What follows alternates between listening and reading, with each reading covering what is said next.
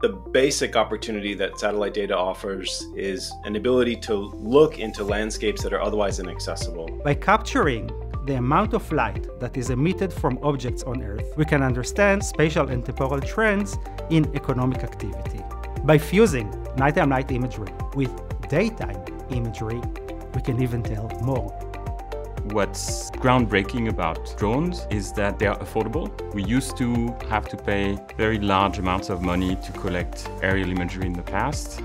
You can buy some of these drones for $1,500. They're also very useful because they fly close to the ground to create 3D models. Drones are really good at getting you that really high detail information. So they make a lot of sense for monitoring change for which you don't really need the entire city or the entire country right away. What I call there's a lot of innovation or space for innovation in using mobile phones for data collection. They are affordable, they are easily scalable, and you don't need to be an ICT expert to use mobile data collection. High-frequency data, whether from call detail records or from GPS, from smartphones, can provide incredible insights into how people are moving, and that can feed into really important questions for development. In this course, you will gain practical knowledge based on the World Bank's experience in using geospatial and other ICT tools to collect a broad range of data, which is crucial for reaching development impacts in FCV contexts.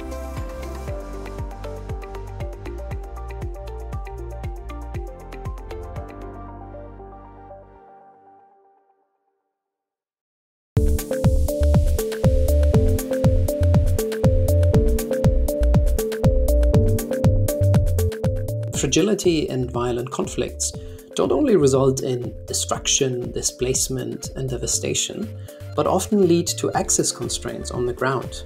A lack of physical access and insights into specific dynamics and needs in FCV contexts effectively inhibits operational engagement, precisely in some of the areas where development interventions are most urgently needed. Government and development actors are requesting solutions that provide real-time insights into what is actually happening in the field. Digital data collection tools and geospatial technology can help overcome some of these access constraints and allow development practitioners, including governments, to have eyes on the ground where we cannot always have feet on the ground.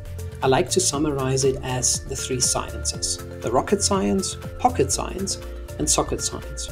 In very simple terms, rocket science relates to the use of satellite imagery or unmanned aerial vehicles / drones for remote sensing. Pocket science, meaning a simple smartphone or a tablet for digital geotech data collection on the ground. And socket science relates to plugging into already existing data that is derived passively, such as call detail records, social media recordings, or big data, to feed it into a spatial or analytical platform and close data gaps. There are also risks related to the reliance of new technology, particularly in fragile contexts. One, and probably the most important risk, relates to data protection and privacy, particularly important in fragile and conflict-affected states. Another risk relates to security of the enumerators, particularly if they use tools like smartphones, which are not a common sight in some fragile areas. Another important risk is reliability and representativeness of certain kinds of data, particularly passively generated data. And then there are certain risks that relate to specific kinds of technology, such as to unmanned aerial vehicles or drones, for instance, unclear legal regulations and reputational risks. In spite of all the caveats and risks, in many FCV contexts, technology is literally the only way of closing certain data gaps, and therefore very important tool for making the right development decisions. Therefore, the World Bank aims to be a partner for governments in providing effective and sustainable solutions and building capacity on the ground to close data gaps in FCV settings and beyond. The expertise of the World Bank in FCV, combined with conventional development data, is essential to validate insights drawn from big data sources, but also in developing norms and standards that can help address security issues, ethics, and privacy concerns. In this course, You will gain practical knowledge based on the World Bank's experience in using geospatial and other ICT tools to collect a broad range of data, which is crucial for reaching development impacts in FCB contexts.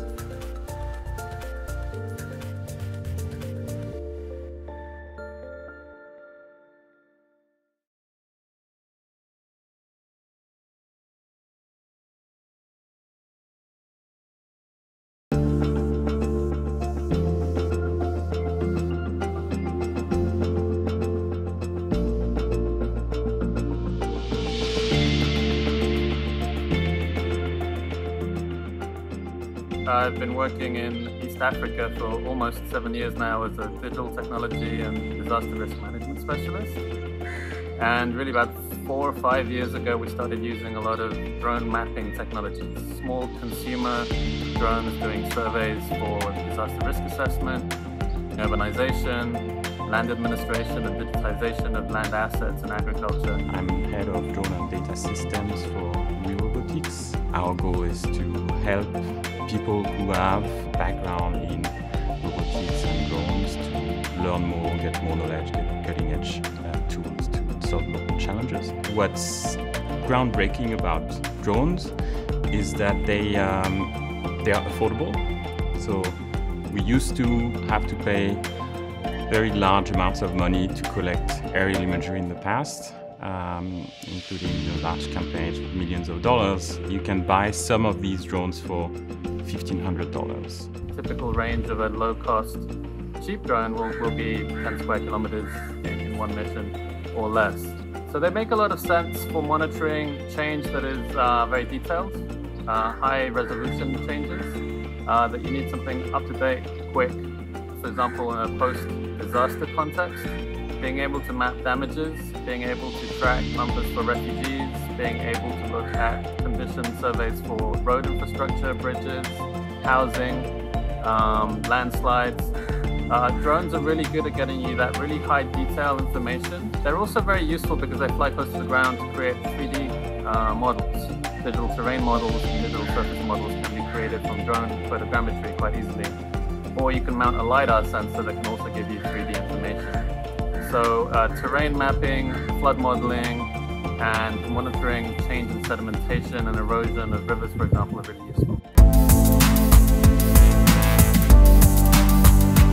Very often users themselves are not sure exactly how much resolution they need, and drones by and large can go way beyond what you need. So the maximum resolution is not necessarily the right choice to use. Very often, local governments, when they see what the drone can do, they'll ask for maximum resolution and maximum coverage. And if you offer them 3D models, they'll say yes to everything. But you quickly end up with terabytes and terabytes of data that can't be processed locally very easily. So the practical aspect is, how much do you acquire?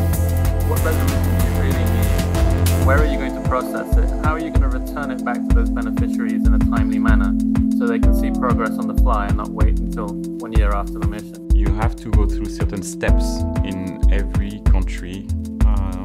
First, to demonstrate your training, your skills through a certification process.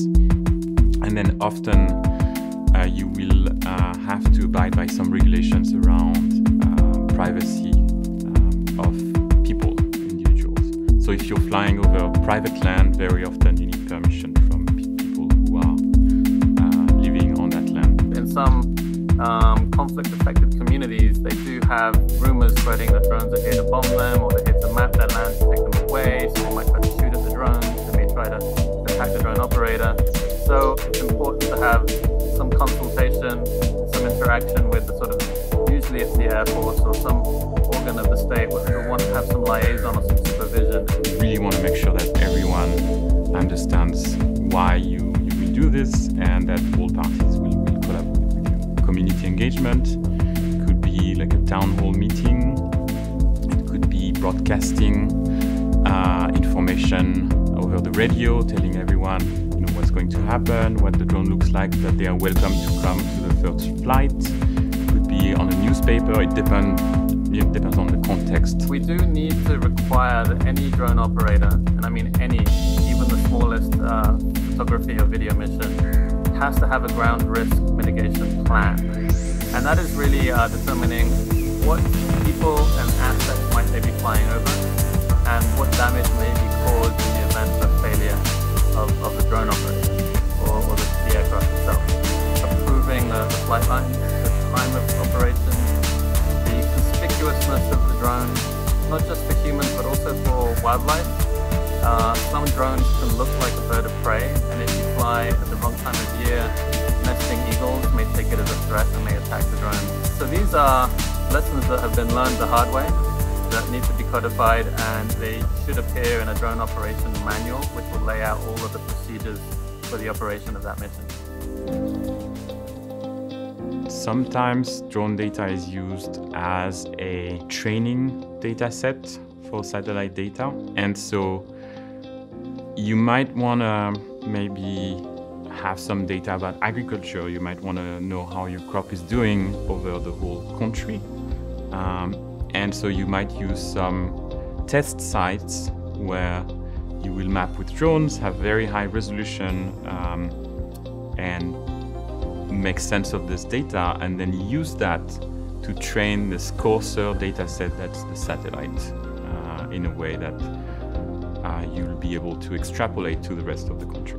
The satellites at very large scales are monitoring in 10-meter resolution, medium resolution. When you notice change, it may be quite coarse. So some examples might be land subsidence, the satellites monitoring cities, and they'll find some hotspots. And then you might find some neighborhoods of concern, and you may want to then look at structural damage or dam safety, bridge inspection. You would need a drone to do that, but a satellite monitoring program may be indicating for you the hotspot areas and helping prioritize where to look. When you have different types of data collected at different points in time, to make sure that you can work with the different data sets, it could be cadastral data, it could be aerial, satellite, drone, and other data sets.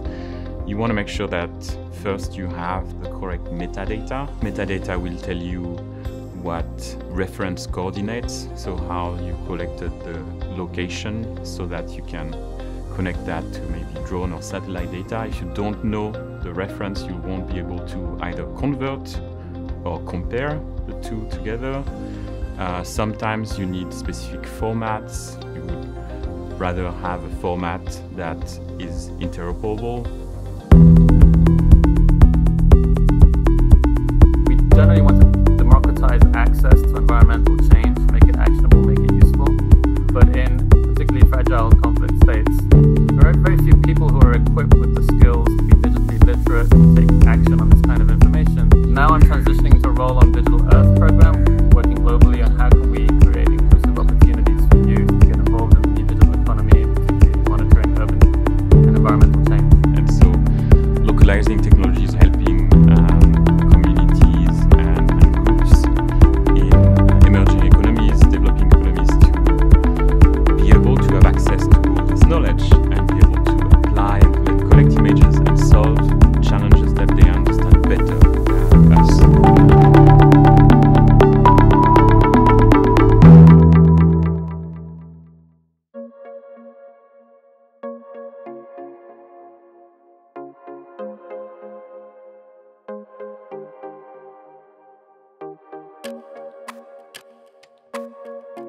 The basic opportunity that satellite data offers is an ability to look into landscapes that are otherwise inaccessible.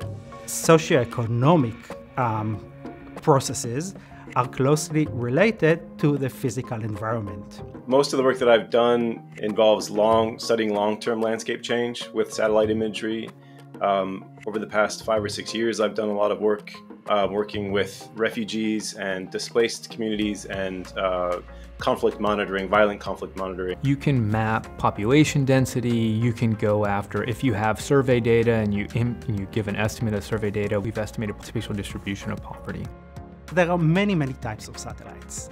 I have been working for many years with nighttime light imagery. By capturing the amount of light that is emitted from objects on Earth, we can understand spatial and temporal trends in economic activity. By fusing nighttime light imagery with daytime imagery, we can even tell more.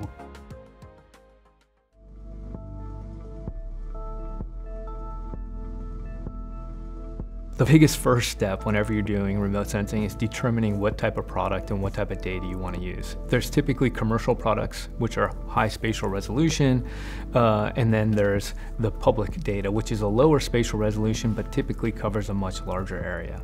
So the first thing you need to decide is what type of detail do you want to extract? And are you going after individual buildings, or you're going after like changes in urban areas, or are you looking at individual farms, or you're looking at changes in a forest or changes in agricultural areas. And so that starts to determine whether or not you use commercial, the high resolution data, or do you use the publicly available lower resolution data. That level of detail provided by high resolution imagery is not achieved by any public satellite data set yet. That may change down the road, but right now there's still a very large gap. Literally a scale of 100 between the size of the pixel in commercial imagery and the size of the pixel would be in a Sentinel-2 image at 10-meter resolution. With the commercial data, the big thing is always cost and also processing, because once you have a large number of images that you need to put together for the commercial data sets, it becomes a lot more difficult to process. Also, the availability. Some of the commercial data has recently been launched and hasn't been up for many years. And so this is the thing that you need to think about as if you're doing a project, or you come up with an idea, is how far back in time do you want to go? What size areas you're covering? Many countries will simply not be able to afford collection of high-resolution satellite imagery. Using publicly available satellite imagery also means that the project will be more sustainable. Some of the satellites have been collecting data since the 1970s, and this means that all this data is constantly available for time series analysis.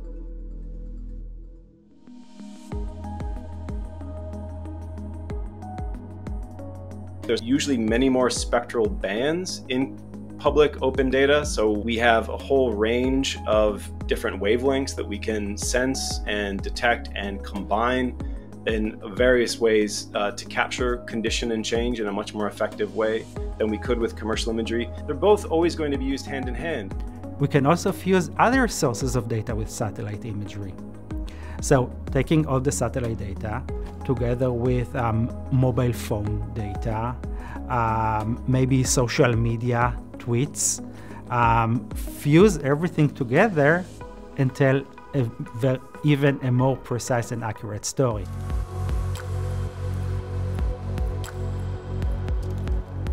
There are many things that satellite data cannot tell us, and it will be irresponsible to interpret their data, to assume something.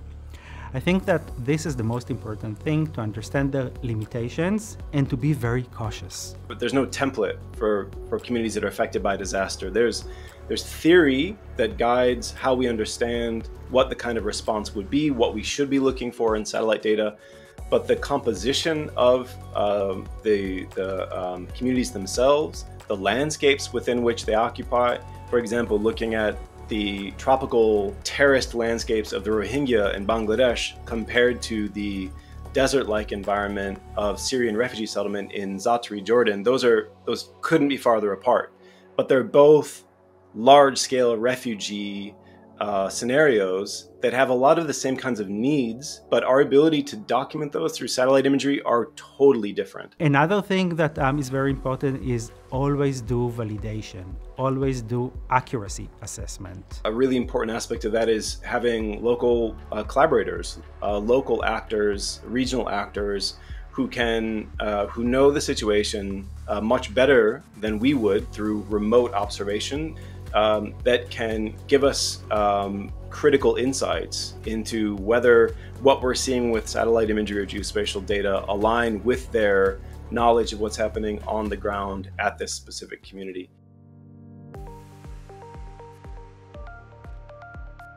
Ensuring privacy of the data. This is especially important when we are using high-resolution imagery, a few centimeters. We need to make sure that we comply with all the regulations.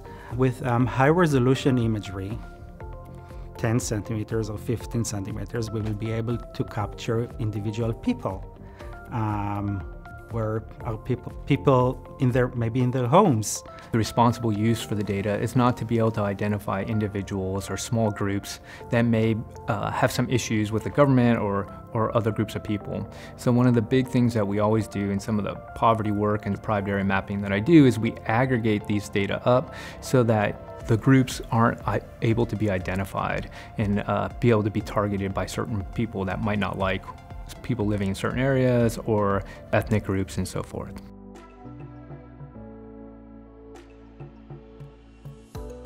More and more satellite data is collected and stored in cloud computational platforms, whether it's Google Earth Engine or whether it's AWS. In parallel, there are more and more tools, AI and machine learning tools that allow us to analyze this data.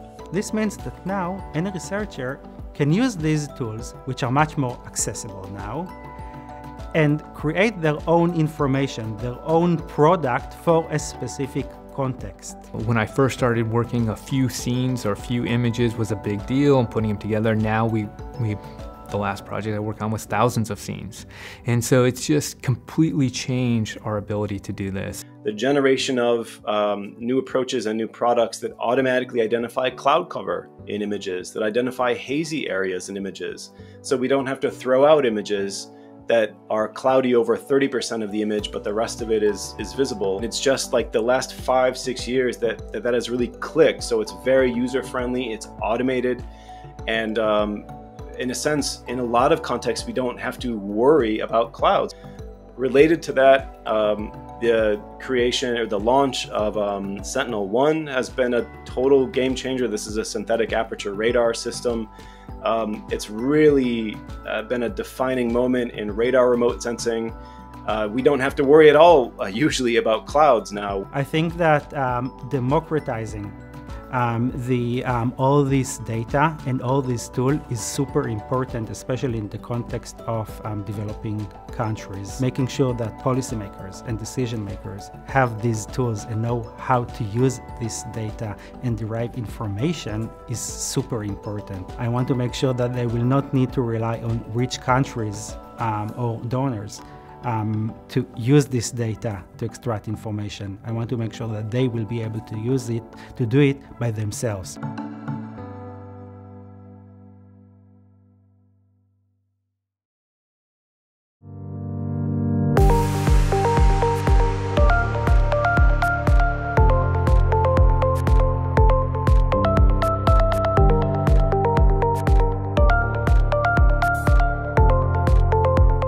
Call detail record data and GPS data will always be complementary to traditional survey data, which is in many ways the gold standard for data collection. However, those surveys, since they are large and often expensive, and can only be rolled out ever so often. And so bringing in these other data and these other analytics allows us to react to quick moving events. In addition, increasingly these household survey data are geocoded, so we actually know where these households are, and we can overlay that with this big data and that then informs our response. Day-to-day activities are quite hard to actually measure with survey data, and they can change a lot over time. And so if you do a survey at one point in time, that may not be representative of the population mobility in a month or in 6 months. And so this is where this type of high frequency data, whether from call detail records or from GPS, from smartphones, can provide incredible insights into how people are moving, and that can feed into all these different really important questions for development. We found evidence of people seasonal migration using mobility data. You can also track trends in terms of urbanization, in terms of people moving into cities, which will inform where you provide services. It can be particularly useful in places where there is no data available. We have places like, take Haiti, for example. The last census was done in 2003. We wanted to understand where people were in the city and where they were working and what investments needed to be done to ensure that even if a disaster hits, people can get to their jobs. At the second level, which is more tailored, you can use mobility data to determine a person's status of well-being, how poor they are, and therefore then target assistance accordingly. And there have been successful pilots where based on someone's mobile footprint, it was determined whether or not they were eligible for a cash transfer. Low penetration rates in some FCV countries, in some low middle income countries, actually make it harder to use it, to leverage it for the work that we do. I focus most of my work in use of CDR data because it's more representative, and so you're getting a much better representation of the whole population, even though there are still parts of the population that are not included, and so it is important to remember that. But it is still has much higher coverage than working with GPS data, where you may have good coverage of urban areas, but then especially as you start thinking about more rural areas, there might be very low coverage. So the main considerations when it comes to data quality when you're working with call detail records or this sort of aggregated data is how closely it corresponds to population level observables, because there is always going to be a bias as to who owns these phones, who's using these phones. That bias we found tends to skew more towards men, more towards a younger, more urban, more educated population. The way we adjust for this is we use checks based on representative data, such as censuses or national surveys, and we then calibrate it, and we use sampling weights to then maybe give more weight to certain observations over others. In the FCV context, one of the really important pieces is the privacy aspect and the concerns around ensuring that these data are used safely and does not put any individual or group at risk. We encrypt the data in a way that can't be then deciphered, because we don't need to be able to reverse engineer that. So we use one-way encryption, one-way hashes to then secure the anonymization of the individual. As an additional layer of protection, we then aggregate the data. So we take these individual outcomes, and because what we care about is patterns, we then aggregate it up to the cell tower level or to an administrative level that we're looking at, and then we look at trends. And that's sufficient for our needs, and that means that when we release this data, when we release these analytics showing these trends, there's no way of tracing that back to the individual. Oftentimes we think more about the personal privacy, but I think in FCV contexts, that group privacy is quite important as well. Oftentimes, people are very much grouped geographically in terms of based on ethnicity, religion, other characteristics, and so with this data you may also be able to identify, for example, marginalized groups, identify their movement, and so you need to be thinking more broadly of ensuring that no data is released to the government or publicly or in other ways that may impact either individuals or groups. You have barriers in terms of, at the technical level, in terms of handling this sort of data, which we're often talking about terabytes of data that need to be stored, that need to be processed, and also having the technical expertise to process and analyze that data and turn that into useful analytics. And then you have the regulatory and legal barriers, because we're talking about highly sensitive, confidential data. Privacy must be respected, confidentiality must be respected. So you need to have the proper protocols and procedures in place so that this data is anonymized, this data is protected, and that it is only used in the aggregate for these sort of analytical purposes and not risk falling into the wrong hands. So I think one of the largest challenges is trying to align all the stakeholders that are needed for this type of work. You need to have the government buy-in and interest in this data. You need to have all of the regulatory approvals and the regulator on board. And you also need to have the mobile network operator agree to provide this data. And so sort of the cases where you get all three of those parts to actually align are quite rare, and it takes a long time because you need to build the trust across those different stakeholders to be able to do this. The countries that we work on, and in particular FCV's capacity is going to be very low for using and analyzing and interpreting this data, both at the national level, but even more so when we go to the local level. Some MNOs have, set up entire kind of firms within the MNO that do focus on business analytics, but I think there's still sort of a struggle in lower income countries to try to figure out what that business model could look like. Or there are still not many partnerships between providers, governments, international organizations like the bank. And we need to keep working on that to strengthen those partnerships for data sharing, for analysis.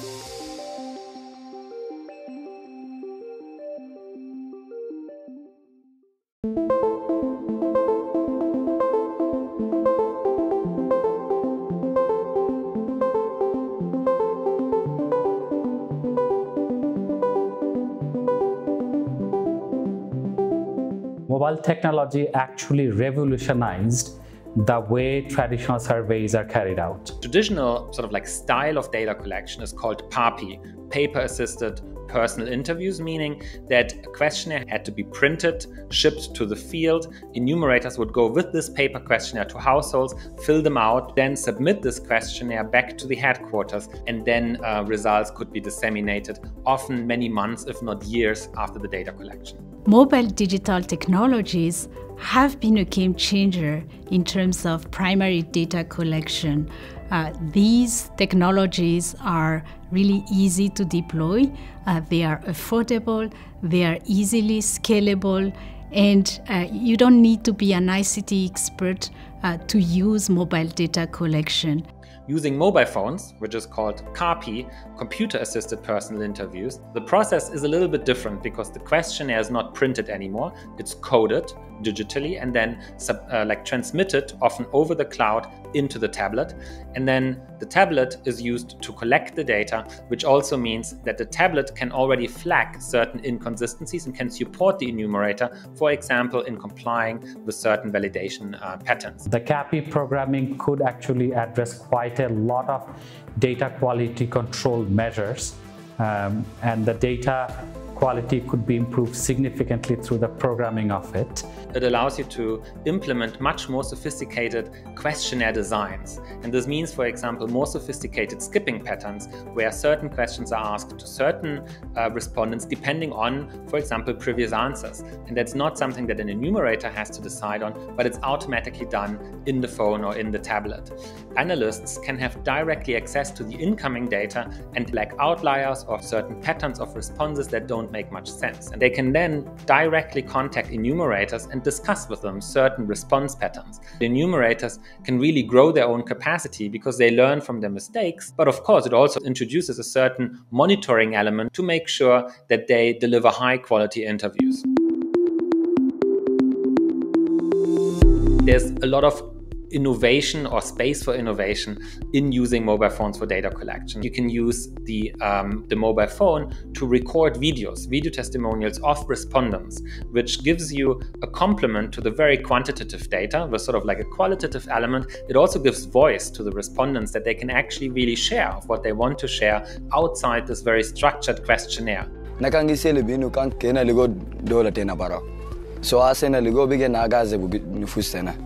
So we want to change this nation. So we've seen in South Sudan and Somalia that this can be like very powerful ways of giving voice, often to the poor. And the second innovation that I wanted to flag is that you can design real-time dashboards. We actually managed to build up data collection systems that were able to update and disseminate data within a few hours online in the internet. Finding ways to democratize data access and data use, it really tries to close this circle where we're not only asking these people about their lives and their communities and collecting their data, but really trying to use that data and those insights and share it back with them to help them improve their understanding of what's going on. Enumerators in a traditional surveys are usually not from that particular village or the town. So when an enumerator goes to a conflict-affected region to collect data, so it is flagged by the neighbors. So it becomes a threat to the enumerators. We do try to leverage the fact that locals have better access and are better able to navigate the fluid security situation on the ground, which is why there's been a big push towards really training locals to provide this sort of data collection. Then they can administer these with I'm not going to say no risk to their own person, but because they are embedded in the communities, they are better able to navigate those risks.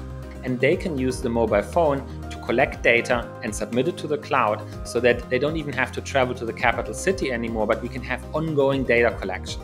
And this can be extremely powerful. You know, in this era of big data, where it's made more and more easier to collect a large amount of data about beneficiaries, data protection is of utmost importance. What we say over and over and really emphasize is that only collect the personal data that you really need to enhance the supervision or monitoring of activities. We teach the clients how to really safeguard personally identifiable information at all steps, all levels of data collection, from start to end. You can also go a step further, and you can actually use the phones to call someone and then conduct the interview over the phone. It allows the privacy to the respondents to share information about the effect of conflict on his or her well-being, on his or her household welfare, as well as to share information who were the perpetrators, to share the trust issues of the government. The privacy actually matters to collect accurate data on the situation from any conflict-affected region. While a face-to-face interview can often be 90 minutes or even longer than that, it's really hard to keep someone on the phone for so long. And usually we are advising people to have phone interviews which are not much longer than 20 minutes, maybe 30 minutes, because that's as long as someone will stay on the phone with you. This is not to replace a traditional survey, but to complement. But it does have a lot to offer in terms of policies that need to be implemented quickly. In a pandemic situation when there is restrictions on movement, the phone survey was ideal. So nobody actually had to go to the location to collect data from the respondents, or neither respondents were exposed to this infection from someone from outside. So this is one example among many, and the COVID surveys have been deployed all over the world by the World Bank that demonstrate how we can use these techniques and these technologies to overcome these barriers and to provide rapid insights in a time of crisis.